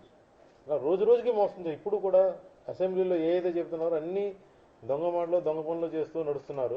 సో ప్రజలు ఇవన్నీ గ్రహించి వాళ్ళు ఎవరిని దగ్గరికి రానివ్వకుండా మీరు సిద్ధాంతపరంగా వెళ్తూ ఒక మంచి వ్యక్తుల్ని ఎన్నుకోవాలని, అలాగే కొత్త సిద్ధాంతం కాంగ్రెస్ వాళ్ళ బలం తగ్గిపోయిందని ఇప్పుడు కొత్త పార్టీ సమైక్యాంధ్ర పార్టీ పెట్టబోతున్నారు. ఆ సమైక్యాంధ్ర పార్టీ ఎవరు? ఆ కాంగ్రెస్ వాళ్ళు ఎమ్మెల్యేలు. వాళ్ళు వైఎస్ఆర్ మనకు ఎవరికి వస్తే వాళ్ళకి అటు టీఆర్ఎస్ వీళ్ళందరూ కలిసి కుమ్మక్కయ్యి మీ కేంద్రానికి మేము మద్దతు ఇస్తాం, మీరు పర్లేదు, మీరు ముందుకు పండి అని ఇండైరెక్ట్ గా సాంకేతాలు ఇవ్వడం అనేది కారణం. ఇప్పుడు సమైక్యాంధ్ర పార్టీ కానీ పెట్టబోతున్నారు, సమైక్యాంధ్ర ఇంకా పెట్టలేదు, అఫ్కోర్స్ రిజిస్టర్ అయిపోయిందని తెలిసింది. ఇలా వీళ్ళందరూ కలిసి ప్రజల్ని మోసం చేస్తున్నారు, బలప్రయోగం చేసే తీసుకొస్తున్నారు. రాష్ట్రపతి కూడా బిల్లు పాస్ చేయడానికి యుద్ధ పథకం మీద, యుద్ధ విమానం మీద తీసుకురావడం అన్న అవసరం ఏదైనా ఉందా? ఈ లోక్పాల్ బిల్లు ఎప్పుడైనా తీసుకొచ్చారా? ఇలా తీసుకురావాల్సిన కారణాలు ఏంటి అంటే రాష్ట్రపతి కూడా దీనికి తలంచవలసిన పరిస్థితి, ఉన్నత స్థానంలో ఉన్న రాష్ట్రపతి కూడా ఇలా చేయడం అనేది ఎంతవరకు సమంజసం? ఏ బిల్లు లేనిది ఈ బిల్లుకి అంత ప్రాధాన్యత ఇవ్వడం కారణం ఏంటి? ఇలాంటివన్నీ చూస్తుంటే ఇప్పుడు టీఆర్ఎస్ కూడా పూర్తిగా మేము మద్దతు ఇస్తాం, మీరు వెళ్ళిపోండి ఎదరికంటే వీళ్ళు నమ్మి ఎదరికి వెళ్ళిపోవడం. అలాగే ఇక్కడ ఆంధ్రాలోని కూడా ఇప్పుడు కిరణ్ కుమార్ రెడ్డి గారు కూడా ఎన్ని మాట్లాడుతున్నదంతా ఏంటంటే పూర్తిగా సమైక్య పార్టీ పెట్టడానికే ఇది ఎత్తుగడని నేను పూర్తిగా చెప్తున్నాను, నొక్కి ఒక్క నుంచి చెప్తాను. ఇటు తెలుగుదేశం చంద్రబాబు నాయుడు గారైనా సరే రెండు కళ్ళ సిద్ధాంతంతో విషయం పబ్లిక్కి క్లియర్గా చెప్పట్లేదు. ప్రయాణం ఎంత వస్తుంది, మనకి ఏం జరుగుతుంది, స్టూడెంట్స్ భవిష్యత్తు ఏంటి, జరగబోయేది నీళ్లు పంపకం ఎలాగా, దీనికి రాజకీయ కోణాలు ఎలాగా, రాజ్యాంగం చెబుతుందా 371D కానీ 371E కానీ 371H కానీ ఇవన్నీ రాజ్యాంగంలో సవరించకుండా ఎలా తయారు చేస్తారు, దీన్ని ఎలా విభజిస్తారు అనే దాన్ని ఎవరు చర్చకి పూర్తిగా రానివ్వకుండా పైపైన చర్చించేసి వెళ్ళిపోవడం అనేది చాలా దారుణమైన పరిస్థితి. ఇది రాజకీయ పార్టీలు అన్నిటికీ తప్పు ఉంది. ఈవెన్ లోక్ సత్తా పార్టీ అయినా సరే ఇప్పుడు మాట్లాడవలసింది అది కాదు, సమైక్యం అనివార్యం అని అంటున్నారు. అతను అనివార్యం అని మాట్లాడవలసింది ఇప్పుడు పరిస్థితి కాదు, అది ఇది చర్చ జరగాలనే పరిస్థితి ఉంది తప్ప అనివార్యం అనే పరిస్థితి ఇప్పుడు వాడకూడదు, ఈ సమయం కాదు అంటే ఇతను కూడా ఇండైరెక్ట్ గా కాంగ్రెస్ కి లొంగిపోయినట్టే మాకు అర్థమవుతుంది. ఓకే ఓకే, మీరు చెప్పండి సార్. కృష్ణ గారు, ఇప్పుడు మీరే విధంగా అర్థం చేసుకుంటున్నారు, ఇక ముందు ప్రజలు ఏ విధంగా చైతన్యం చెందాల్సిన అవసరం ఉంది, వచ్చే ఎన్నికల్లో ఏ పార్టీకి వైపు వాళ్ళు నిలబడాలి, ఏ పార్టీని వాళ్ళు తిప్పికొట్టాల్సిన అవసరం? పార్టీ సమస్య కాదండి, నిజంగా ఈ విషయం తలుచుకుంటే ప్రతి ఒక్కరి మనసు కూడా భేదిస్తుంది. ఎందుకంటే ఈ పార్టీని పెట్టేసుకొని కొట్టుకున్నారు తప్పితే వాళ్ళ స్వార్థం కోసం ఏ ఒక్కరు కూడా భవిష్యత్తు ఏంటి, రాబోయే భవిష్యత్తు ఎలాంటిది, హైదరాబాద్ వెళ్ళిపోతుంది, ఇలా ఇన్ని అనుకుంటున్నాం కదా, ఫైటింగ్ ఈచ్ అదర్స్, వాటర్ కానీ ప్రభుత్వం అనుకుంటున్నాం, ఎలా సర్వ్ చేసుకున్నాం ఒక్క ఆలోచించుకుంటారు. ఎవరు పొలిటికల్ స్టాండ్ వాళ్ళు పెట్టుకున్నారు తప్పితే మనం అందరం తెలంగాణ చూసిన బుద్ధి తెచ్చుకోవాలండి. మనం వాళ్ళు ఎంత యూనిటీగా చేసి చూడండి, వాళ్ళు ఎంత యూనిటీ వాళ్ళు చేసి చూడండి, మనకు ఆ యూనిటీ లేకుండా పోయింది. కృష్ణ గారు అంటే పొలిటికల్ జేఏసీ ఏర్పడి ఆ పొలిటికల్ చేసి ఏం చేస్తారు సార్, పొలిటికల్ ప్రయత్నించినప్పటికీ కూడా ఎవరో జెండాలు పక్కన పెట్టని పరిస్థితి కనిపిస్తుంది. ప్రశ్నే లేదు. మీరు పక్కన పెట్టని చెప్తున్నారు, మీరు పట్టణ మీరు ఎవరు పెట్టలేదు. అంటే పార్టీల రాజకీయ రాక్షస క్రీడలో వీరంతా కూడా బలి కావాల్సిన అవసరం ఉంది. అసలు ఏమాత్రం మనం నిజంగా ఆంధ్ర వాళ్ళు ఎందుకు ఇలా తయారయ్యారని అర్థం కావట్లేదు. మరి వాటర్ ప్రాబ్లము నాకు అర్థం కావట్లేదు, అలా ఆ జీన్స్ అలా తయారని అర్థం కావట్లేదు నిజం చెప్పుకోవాలంటే. ఇప్పుడు అన్నగారు ఒక్క మాట సార్, మాకు ఎందుకు ఇంత పట్టుదల ఆవేశం కోపం వస్తుందంటే సంవత్సరానికి అన్నగారు ఒక్క మాట నిమిషం, సంవత్సరానికి నాకు తెలిసి గోదావరి జిల్లాలో విశాఖపట్నం ప్రాంతం నుంచి 40,000 కోట్ల రూపాయల కప్పం ఢిల్లీ వాళ్ళు కడతామండి.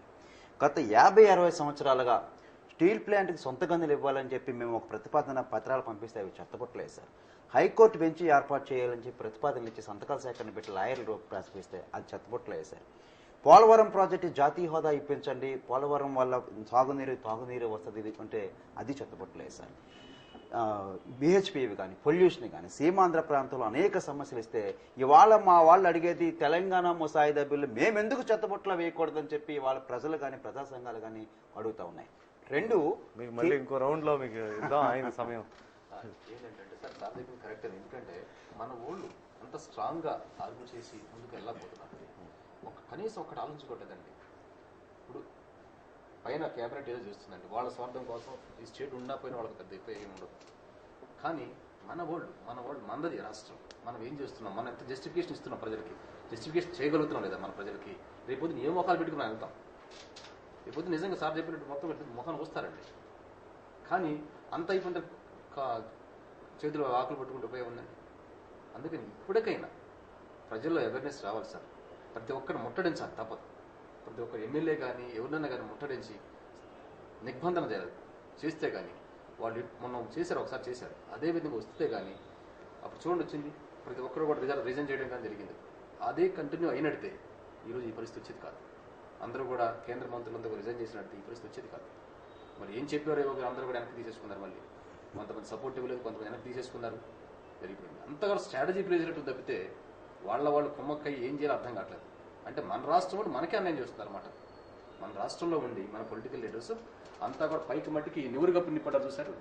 పైకి మట్టికి మేము సమైక్యవాదులము, లోపల మట్టికి రేపు పొద్దున భవిష్యత్తు ఎలా ఉంటుంది, మన పొలిటికల్ కెరీర్ ఎలా ఉంటుంది ఇది తీసుకున్నారు తప్పితే రాష్ట్రం ఎలా పోతుంది, మన పిల్లల భవిష్యత్తు ఎలా అవుతుంది అది కూడా ఆలోచించాలి. ముఖ్యమంత్రి కొత్తగా పార్టీ పెడతారన్న ప్రచారం గట్టిగా ఉంది. దానికి ఆధారాలు కూడా ఇప్పుడు రిజిస్టర్ అవ్వడం కానీ లేకపోతే ఇతర టీషర్ట్ల ఆర్డర్ కానీ ఇలాంటి విషయాలన్నీ కూడా మన మీడియాలో ప్రచారం.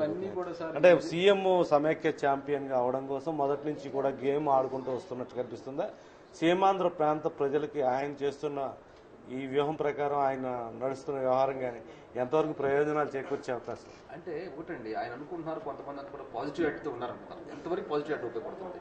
అందరిని కలుపుకోకుండా పోతే ఈ కెనాట్ డూ ఎనీథింగ్. అన్ని పార్టీని కలుపుకొని పోవాలి. ఇది స్ట్రాటజీ లేదండి, యాక్షన్ ప్లాన్ లేదు మనకి. ఎలా ప్లాన్ చేద్దాం, మనందరం కలిసి పార్టీకి అత్యధికంగా అందరం కలుద్దాం, కలిసి ఇలా స్ట్రాటజీ ప్లే చేసుకుందాం అనేది ఎవరికి లేదు. ఎవరు కోణాలు వాళ్ళు డిస్కస్ చేసుకోండి. సెంట్రల్లో పోయారు మన మినిస్టర్స్ కానీ చాలా మంది దగ్గర. ఎవరు భాష వాడదండి. నాకు హైదరాబాద్ కావాలంటాడు ఒకడు డివైడ్ చేసుకోండి, మాకు ఇంత పర్సంటేజ్ ఇవ్వని చెప్పి ఇది ఇంత అమౌంట్ శాంక్షన్ రాయల్ తెలంగాణ వాళ్ళంటారు. ఎవరికి వాళ్ళ తప్పితే ఒక కామన్ ఆబ్జెక్టివ్ లేకుండా చూడండి. కోదండరావు గారు ఒకటే పెడుతున్నారు, మాకు తెలంగాణ కావాలి, మిగతా వాళ్ళ దాన్ని కట్టుబడి పోయారు సార్ అందరూ. అన్ని పార్టీలు కట్టుబడి ఓకే ఈజ్ కరెక్ట్. అలా మనకి ఎందుకు రావడం లేదు? మనకి ఏది ఈ దుర్భాగ్యం ఎందుకు పట్టింది? అంటే కేసీఆర్ చాలా సందర్భాల్లో వ్యాఖ్యలు చేయడం జరిగింది. ఆంధ్ర ప్రాంతంలో మేధావులు కొరవడ్డారని చెప్పి, అదేవిధంగా ప్రొఫెసర్ కోదండరాం లాంటి వ్యక్తులు లేరు అక్కడ, లేకపోతే నాయకులు లేరు అని రకరకాల మాటలు. తాజాగా జైపాల్ రెడ్డి కూడా ఒక అభ్యంతరకరంగా మాట్లాడడం జరిగింది. అంటే ఆయన గాని పౌరుషం ఈ ప్రాంత నాయకులకి ఎందుకు కలగట్లేదు? ప్రజల్లో కూడా రావాలి, ప్రజల్లో కూడా వాళ్ళని ముట్టడించాలి. అంటే ప్రజల్లో చాలా పెద్ద ఎత్తున వచ్చింది, లక్షలాది మంది రోడ్ల మీదకి వచ్చి. ఎప్పుడు సార్ జేఏసీ అంతకు ముందే ఎప్పుడైతే ఈ బిల్లు మీద నిర్ణయం సిడబ్ల్యూసీ తీసుకుందో ఆ రోజు నుంచి కూడా లక్షలాది మంది రోడ్డు ఎక్కారు. అయినప్పటికీ కూడా అంటే నాయకుల్లో సరైన పోరాట పట్టిమ ఎందుకు లోపించింది? అదేనండి, వాళ్ళకి పొలిటికల్ కెరీర్ పోతుందని ఉద్దేశంతో రేపు పొద్దున హైకమాండ్కి అంతా కూడా కాంగ్రెస్ ఉంది, ఇక్కడ కూడా పైన కాంగ్రెస్ ఉంది. Tomorrow you're going to get the seat అన్నారు, వీ డోంట్ నో. రేపు పొద్దున రాజ్యసభ సీట్ అని వచ్చేస్తుంది, లేకపోతే వేరే ప్లేస్ తీసుకునే అవకాశం ఉంటుంది. వాళ్ళకి అపోజిట్ చేస్తే రేపు పొద్దున ఆల్రెడీ కొలాప్స్ అయిపోయింది, ఆల్రెడీ కొలాప్స్ ఆల్మోస్ట్ ఫినిష్. ఇంకా రేపు పొద్దున ఎవరు గెలుస్తారో అర్థం కాదు. ఆ పార్టీలో ఉన్న కూడా సార్ చెప్పినట్టు అంతా మళ్ళీ ఆ మెంబర్స్ ఇంకో కొత్త పార్టీ పెట్టి వాళ్ళే వచ్చేవాళ్ళే. ఆ గుణాలు పోదు కదండి. ఏమంటారు, కుక్క తోక వంకరే, ఎంత స్టేట్ చేసినా కూడా స్టేట్కి రాదు, అది అలానే పోతుంది. మనుషులు వారే కదా సార్, పార్టీలు మారినాయి కూడా. అలా కాదు.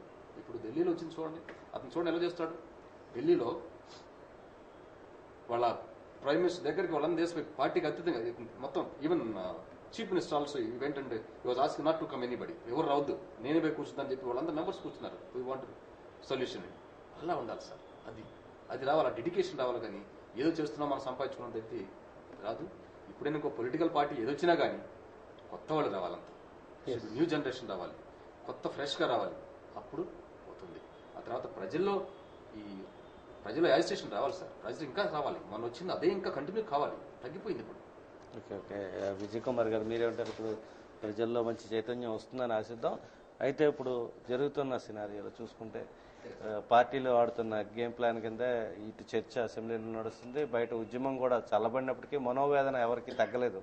ఎందుకంటే ఎంత చేసినప్పటికీ కూడా ఈ ఉద్యమాన్ని గుర్తించకపోవడంతో ఈ ప్రాంత ప్రజలు ఎన్నికల్లో తగిన బుద్ధి చెప్దామని ఆలోచిస్తున్నారు. అది మేధావులు కానీ ఇతర ఉన్నత స్థాయి మధ్యతరగతి ఈ వర్గాలన్నీ కూడా కేంద్ర ప్రభుత్వానికి గట్టిగా బుద్ధి చెప్పడానికి సిద్ధపడ్డాయి.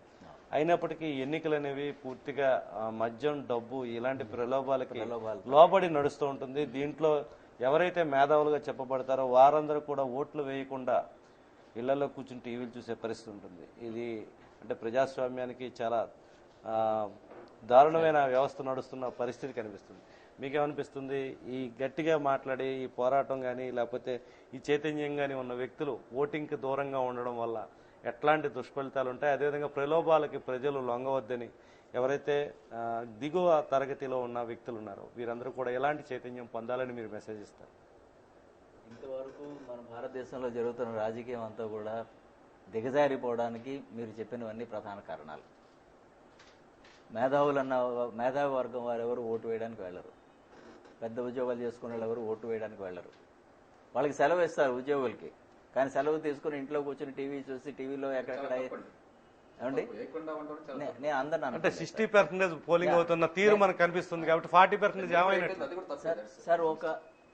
మన ఇప్పుడు ప్రస్తుతం మన జరుగుతున్న ఎలక్షన్స్ లో మనకి ఓటు ఒక కాన్స్టిట్యున్సీ తీసుకుంటే ఆ కాన్స్టిట్యున్సీ లో ఓట్లు ఉన్న వాళ్ళే 60% కన్నా ఎక్కువ ఉండటం లేదు. ఓటు రిజిస్టర్ చేసుకున్న వాళ్ళు, ఆ నివసించే మనుషుల్లో 60% ఓటు రిజిస్టర్ చేసుకోవటం లేదు. రిజిస్టర్ చేసుకున్న తర్వాత అక్కడికి వెళ్ళి ఓటు వేసేవాళ్ళు 60%, 70% కన్నా ఎక్కువ రావటం లేదు. బాగా హైయర్ పోలింగ్ వచ్చిందంటే 70% ఆ విధంగా ఉన్న వాళ్ళు ఎడ్యుకేటెడ్ ఎక్కువ ఉంటున్నారు, దానిలో ఎక్కువ ఎడ్యుకేటెడ్ ఎక్కువ ఉన్నారు. అది మీరు స్టాటిస్టిక్స్ ఉన్నాయి, నేను నా సొంత తెలివితో చెప్పడం లేదు. దానిలో కూడా 3 పార్టీలు 4 పార్టీలు నిలబడతాయి. అందులో గెలిచే వ్యక్తికి వచ్చేది 30 నుంచి 40 వరకు, 15-20% మధ్యలో కూడా ఉంటుంది. ఒక్కోసారి 15-20% మధ్యలో కూడా ఉంటుంది. అంటే ఆ వ్యక్తి 100% మందికి రిప్రజెంట్ చేయవలసిన వ్యక్తి నిజానికి 25-30% కంటే ఎక్కువ మందికి రిప్రజెంట్ చేయటం లేదు. అంటే దీని ప్రకారం ఏంటంటే ఎవడొచ్చినా కూడా ఇంతే, అలా అని కాదు, ఎవడొచ్చినా అంతే అనేది. ఎస్, మనం ఇంతవరకు ఉన్నది అంటే మార్పు మన చేతుల్లో పెట్టుకుని ఎందుకు ఓటు వేయట్లేదు? ఓటు అనేది మన హక్కు, దాన్ని మనం ఉపయోగించుకొని దాన్ని మార్పు చేసుకోవాల్సిన అవగాహన మన ప్రజలకు లేకపోవడం అది చాలా ఈ దుస్థితి కారణం నేను అంటాను. అంటే నీతివంతుల్ని నిజాయితీవంతుల్ని ఎందుకు ప్రజలు ఎన్నుకోవటం లేదు? నీతివంతులు నిజాయితీవంతులు అని ఇప్పుడు మనం ఆమ్ ఆద్మీ పార్టీలో చూస్తున్నాం. పార్టీలో నాయకులు ఆయన ఒకసారి అలా వచ్చాడు, ఆయన మీద 4-5 ఆల్రెడీ తిరుగుబాట్లు వచ్చాయి. అంటే ఒక వ్యక్తి ఏదో కొంచెం చేద్దామని ముందుకు వస్తే వాడిని ఎవరు ముందుకు వెళ్ళినామో మనం. మనది పీత కల్చర్, మంది ఒకడ పైకి వెళ్తున్న వాడిని పట్టుకుని కిందకి లాగుతుంటాం మనం. ఇలాంటి ఇబ్బందులు మన మానసిక స్థితి మనకు మారాలి. ఆ మానసిక స్థితికి మనకు మారకపోతే ఒక పౌరుడిగా ఎస్ ఇది నాకు మన మున్సిపాలిటీలో నాకు ఈ రోడ్డు నాకు సరిగ్గా ఉండాలి, ఈ రోడ్డు నాకు ఎందుకు సరిగ్గా లేదు అని ఎంతమంది అడుగుతున్నారు? మొన్న ఫ్రెండ్స్ సర్వీస్ సొసైటీ అని ఒక సొసైటీ ఉంది ఊర్లో, దానిలో నేను మెంబర్. అక్కడ మన వెంకటేశ్వర నగర్లో మీ ఏరియా అంతా సరిగ్గా క్లీన్గా పెట్టుకోండి అని చెప్పడానికి వస్తే అక్కడ మన మున్సిపల్ కమిషనర్ గారు కూడా అక్కడికి వచ్చారు. అక్కడ ఆయనతో ఒక ఆయన కంప్లైంట్ చేస్తున్నారు, ఇక్కడ ఏదో హోటల్ ఉందండి, వాళ్ళు ఆ చెత్త అంతా పట్టుకొచ్చి మా దగ్గర పడేస్తున్నారు, ఎవరు క్లీన్ చేయట్లేదు, మున్సిపాలిటీ వాళ్ళు కూడా ఎవరు పట్టించుకోవట్లేదు అంటే, ఏమండి మీరు ఏమైనా కంప్లైంట్ రాసేవండి నాకు అన్నాడు. నేను కంప్లైంట్ రాసిస్తే నన్ను ఏం చేస్తాడు, అతను కొట్టేస్తాడేమోనండి, నేను కంప్లైంట్ రాయనండి అంటాడు. మున్సిపల్ కమిషనర్ ఏం చేస్తాడు మీరు కంప్లైంట్ చేయకుండా? ప్రతి ఇంటికి వచ్చి నువ్వు ఎవడో చెత్త కడేస్తున్నాడు చూస్తాడా మున్సిపల్ కమిషనర్? ఎస్, నువ్వు బాధపడుతుంటే నువ్వు చెప్పాలి, నువ్వు చెప్పి వాళ్ళకి ఏమక్కర్లేదు, మీరు చెప్పండి కంప్లైంట్ చేయండి. మీరు కంప్లైంట్ చేయకపోతే అప్పుడు మీరు గ్రూప్లో వెళ్ళండి. అసలు మనకి అదే ఏంటి, మనకు కావాల్సిన రైట్ మనకు రాకపోతే, మనం అడగాలనే భావన కూడా మనకు రాకపోతే ఇంకా మనం ఎలా బాగుపడతాం? మనం అధికారుల నుంచి మన పని ఎలా తీసుకుంటాం? సో ఎడ్యుకేటెడ్ పీపుల్ కి ప్రధానంగా చెప్పాల్సిన అంశం ఏంటండి, రేపటి ఎన్నికల్లో ఓట్లు నమోదు చేసుకునే వాళ్ళు చాలా మంది ఉన్నారు. మీరు అన్నట్టు ఓటర్ లిస్ట్ లో ఉన్నప్పటికీ కూడా ఓటు హక్కుని వినియోగించుకోకుండా తాము మంచి వ్యక్తిని ఎన్నుకునే అవకాశాన్ని చేజేతిలో పోగొట్టుకుంటున్న వాళ్ళకి ఈసారి ఎన్నికల్లో ఏ విధమైన మెసేజ్ ఇద్దాం? ఈసారి ఎన్నికల్లో ప్రతి వారు కూడా తమ ఓటు హక్కుని వినియోగించుకోవాలి, అది మొదలు. రెండవది, ఉన్న వాళ్లలో ఎవరైతే మంచి వ్యక్తి ఉంటారో వాళ్ళకే ఓటు వేయాలి, అది రెండవది. మూడవది, ప్రలోభాలకి లొంగొద్దు. ఓకే, మీరు పర్టికులర్గా లోవర్ కేటగిరీ పీపుల్కి ఓకే వాళ్ళకి ఇంట్రెస్ట్ ఉండొచ్చు, మాకు 1000 రూపాయలు వస్తున్నాయి లేకపోతే ఎంత ఏదో వస్తుంది, ఫలానా ప్రలోభం పెడుతున్నారు, మేము తీసుకోండి, అందరి దగ్గర తీసుకోండి.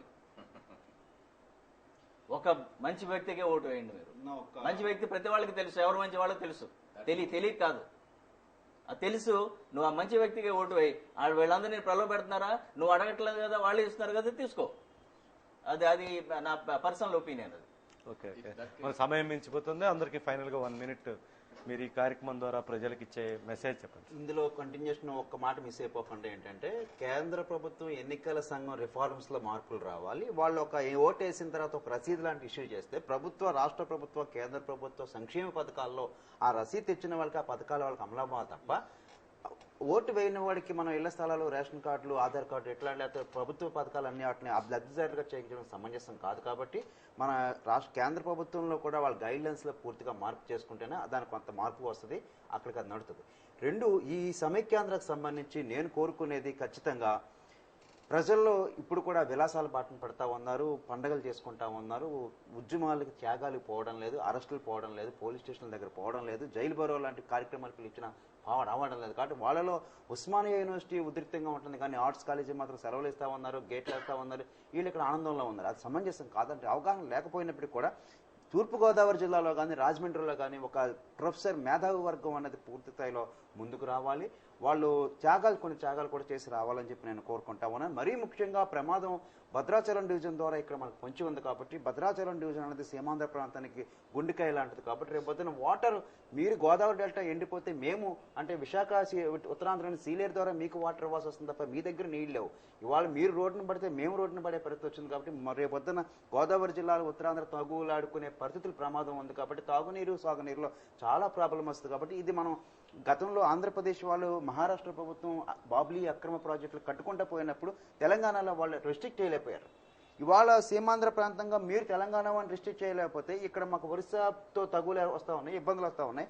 మీరు పై ప్రాంతాలు ఈ తెలుగు వాళ్ళు ఏదైనా సరే ఒక తెలుగు వాళ్ళని విడదీయడం ఇక్కడ కోరాపుట్టు గంజాంలో కానీ లేకపోతే కర్ణాటకలో కానీ మహారాష్ట్రలో కానీ మా తెలుగు ప్రాంతాలతో వాళ్ళతోనే మళ్ళీ తగులు మాకు కోర్టు కేసులు కానీ రోడ్డు మీద పోరాటాలు కానీ తెలుగు వాళ్ళని విడదీయడమే ఒక పాపం అయితే మళ్ళీ మాకు తగులు పెట్టేది ఇక్కడ తిరుపతి దగ్గర తమిళనాడు వాళ్ళతోటి, కర్ణాటక పక్కన అనంతపురం కర్ణాటక వాళ్ళతోటి, మహారాష్ట్ర ఆదిలాబాద్ పైన వాళ్ళతోటి, ఒక శ్రీకాకుళంలో కోరాపుట్టు జిల్లా వాళ్ళతో కూడా. అంటే తెలుగు ప్రాంతాలను విడదీసే ప్రయత్నం చేస్తే తగులు పడేది ఇబ్బందులు పడేది మాకే. కాబట్టి భాషా ప్రయుక్త రాష్ట్రాల కాన్సెప్ట్ కేంద్ర ప్రభుత్వం ఏదైతే వచ్చిందో దానికి కట్టుబడి ఉండాలి.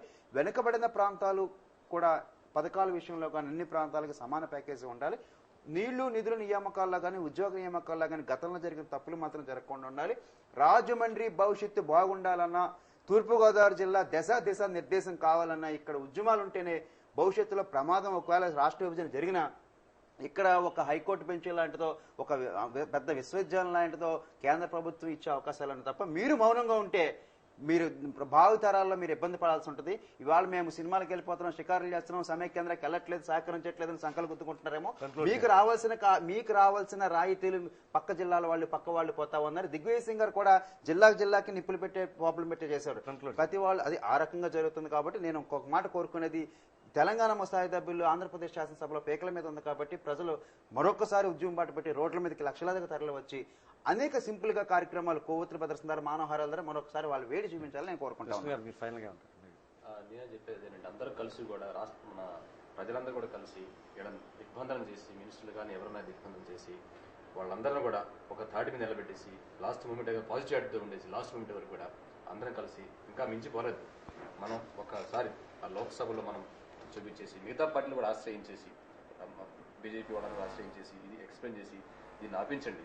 రీజన్ ఏంటంటే మనకు జస్టిస్ జరగదు, మనకు అన్ని కూడా వనరల్స్ అన్ని కూడా డిస్ట్రిబ్యూట్ కాలేదు. కాబట్టి ఇవన్నీ అయిన తర్వాతనే what is to be distributed, ఎవరి వాట్ టు బి డన్ అని చేసిన తర్వాతనే మిగతా పోతే ఆటోమేటిక్గా అది డిలే అవుతుంది. కాబట్టి it's can be cancel. Okay, మీరేమంటారు శివకుమార్ గారు? ఇప్పుడు జరుగుతున్న రాజకీయాలు మందు, బిర్యానీ ప్యాకెట్లు ఇవన్నీ తీసుకొని ఎలాగైతే ఓటేస్తున్నారో అది జరగకుండా ప్రజలందరూ ఉద్యమకారులుగా ఉద్యమిస్తూ వీళ్ళు ఇప్పుడు ప్రస్తుతం ఉన్న రాజకీయ పార్టీలు అన్నీ తరిమి కొట్టి కొత్త వాళ్ళని, కొత్త నీటిని ఆహ్వానిస్తే కానీ ఈ రాజకీయ నాయకులకు బుద్ధి రాదు. ఇప్పుడు ఆ దిశగా ప్రతి గ్రామాన్ని, విలేజ్లోని చదువుకున్న అందరూ ఉద్యమకారులుగా చేయాలి. ముందు ఈ తక్షణ కర్తవ్యం అది. ఈ రాజకీయ నాయకులందరూ భ్రష్టు పట్టించేశారు మన ఆంధ్ర రాష్ట్రాన్ని. ఇది కొన్ని వేల కోట్లు, లక్షల కోట్లతో హైదరాబాద్ నిర్మించుకున్నాం. ఎయిర్పోర్ట్ సిటీ, ఎయిర్పోర్ట్ కానీ, మెట్రో లైన్ కానీ, పీబీ ఎక్స్ప్రెస్ రోడ్ కానీ, అవుటర్ రింగ్ రోడ్ కానీ వేల కోట్లు ఈ మధ్య కాలంలో, గత సంవత్సర కాలంలో ఐటీ పార్కులు కానీ వేల కోట్లు దానికి పెట్టుబడి పెట్టాం. అదంతా ఎవరిది? ఆ సొమ్మంతా మన సీమాంధ్రది, ఎక్కువ శాతం సీమాంధ్రది. అలాంటి పెట్టుబడులు పెట్టి దాన్ని వాళ్ళకి అప్పగించడానికి ఎట్టే పరిస్థితుల్లోని ఈ సీమాంధ్ర ఉద్యమకారులు కానీ, సీమాంధ్ర ప్రజలు కానీ ఒప్పుకుంటే ప్రసక్తే లేదు. ఒకవేళ ఏదైనా నాటకం ఆడి ఏదైనా చేసి వాళ్ళు ఎదరికి తీసుకెళ్ళినా సరే ఢిల్లీ వరకు కూడా వెళ్ళడానికి ఉద్యమకారులందరూ, ప్రజలు కూడా వాలంటీర్గా ముందుకు వచ్చి రావాలని మేము కోరుకుంటూ, ఫ్యూచర్లో మాత్రం ఈ రాజకీయ నాయకులను తరిమి కొట్టాలని ఏ రాజకీయ పార్టీ అయినా, వైఎస్ఆర్ కానీ, కాంగ్రెస్ కానీ, సమైక్యాంధ్ర కానీ, ఇటు తెలుగుదేశాన్ని కానీ అన్నింటినీ తరిమి కొట్టాలి, కొత్త పార్టీలను ఆహ్వానించాలని కోరుకుంటున్నాం. ఫైనల్ విజయ్ కుమార్ గారు మీరే. ప్రస్తుతం ఉన్న పరిస్థితుల్లో చూస్తుంటే సమైక్యం ఉంటుందా లేదా అనేది చాలా అనుమానాస్పద పరిస్థితిలోనే ఉంది. రాష్ట్ర విభజన జరగకుండా ఉంటే మరీ మంచిది. అది జరగకుండా ఉండడం అవసరం. జరగకుండా చేయగలిగితే మన నాయకులందరూ కలిసి మనందరూ అభిలషిస్తున్నట్టుగా ఒకే తాటి మీదకి వచ్చి చేయగలిగితే చాలా మంచిది. చేయలేకపోతే ఒక 2-3 విషయాలు మాత్రం తప్పకుండా చేయాలి. క్యాపిటల్ డెవలప్ చేయవలసిన అవసరం ఉంది. ఇప్పుడు ఎక్కడ క్యాపిటల్ అనేది మనకి క్లియర్గా ఏం లేదు. క్యాపిటల్ డెవలప్ చేయవలసి ఉంది. అది ఎక్కడ చేయాలి అంటే నా ఉద్దేశంలో ఏంటంటే, ఒక చోట హైదరాబాద్లో చేసినట్టుగా ఒక చోట చేయకుండా, ఇప్పుడు మన మిత్రులు చెప్పారు రాజమండ్రిలో హైకోర్టు బెంచ్ పెట్టండి, వైజాగ్లో హైకోర్టు బెంచ్ పెట్టండి అన్నట్టుగా ఆయన చెప్పారు. ఆ మాదిరిగా ఒక్కొక్క డిపార్ట్మెంట్ ఒక చోట, ఒక్కొక్క ఫెసిలిటీ, ఒక్కొక్క భవిష్యత్తులో విడిపోకుండా రాష్ట్రం భవిష్యత్తులో విడిపోయినా కానీ ఇబ్బంది రాకూడదు. ఎవరికి, అందరికీ అనువుగా ఉండాలి, కన్వీనియంట్ గా ఉండాలి. ఇప్పుడు మీరు హైకోర్టుకి వెళ్ళాలంటే మీరు ఖచ్చితంగా హైదరాబాద్ వెళ్లాల్సిందే, ప్రయాణం చేయవలసిందే. శ్రీకాకుళం నుంచి హైదరాబాద్ వస్తేనే కానీ హైకోర్టుకు ఏమి పని చేయలేరు వాళ్ళు కదా. అంటే ఆ మాదిరిగా కన్వీనియన్స్ కూడా ఉంటుంది. అధికార వికేంద్రీకరణ తప్పనిసరిగా జరగాలి. వికేంద్రీకరణ జరగాలి. అన్ని కూడా ఒక ప్రదేశంలో డెవలప్ చేయకూడదు. వివిధ పట్టణాలని ఒక మంచిగా డెవలప్ చేయాలి. నేను ఒక గుజరాత్ ఉదాహరణ చెప్తాను. గుజరాత్లో మీరు చిన్న పట్టణాలు కూడా ఒక పెద్ద ఎస్టాబ్లిష్మెంట్ ఇన్ఫ్రాస్ట్రక్చర్ ఉంది అక్కడ. మహారాష్ట్రలో కూడా అలాగే ఉంది. చర్చకి సమయం అయిపోతుంది, conclude. Okay, thank you Vijay Kumar గారు. అదేవిధంగా శివకుమార్ గారు, కృష్ణ గారికి, జేటీ రామారావు గారికి, వీరందరికీ కూడా ఛానల్ తరఫున ప్రత్యేకంగా ధన్యవాదాలు తెలియజేస్తున్నాం. ఎన్నికల కమిషన్కి ఇంకా సంస్కరణలు రావాల్సిన అవసరం ఉంది. ఓటు హక్కును తిరస్కరించడం ఏ విధంగా ఉంటుందో, సంక్షేమ పథకాలు, ప్రభుత్వ సంక్షేమ పథకాలు అందాలంటే కనుక ఖచ్చితంగా ప్రతి వారు కూడా ఎన్నికల్లో ఓటు వేసిన వారికి ఒక స్లిప్ ద్వారా వాళ్ళు ఓటు వేస్తే కనుక ఆ సంక్షేమ పథకాలు అందేలా ఒక కార్యక్రమం పెట్టాలని మంచి సూచన చేయడం జరిగింది. దీనివల్ల మేధావి వర్గం ఎన్నికలకు దూరం కాకుండా మంచి వారిని ఎన్నుకునే అవకాశం ఉంటుంది. అదేవిధంగా అసెంబ్లీలో జరుగుతున్న చర్చ అర్థవంతంగా లేదు. ప్రజల మనోభిప్రాయాలు కాకుండా పార్టీల బాకా ఊదుకోవడానికే మాత్రమే ఈ చర్చ కొనసాగుతుందని ఇక్కడ వక్తలంతా కూడా అభిప్రాయం పడడం జరిగింది. ఈ అంశానికి సంబంధించి ఈరోజు ఈ చర్చా కార్యక్రమం ముగిసింది ఇక్కడితో. రేపు ఇదే అంశానికి సంబంధించి మరికొందరితో మరోసారి చర్చిద్దాం. అంతవరకు సెలవు. నమస్కారం. జై సమైక్యాంధ్ర. జై సమైక్యాంధ్ర.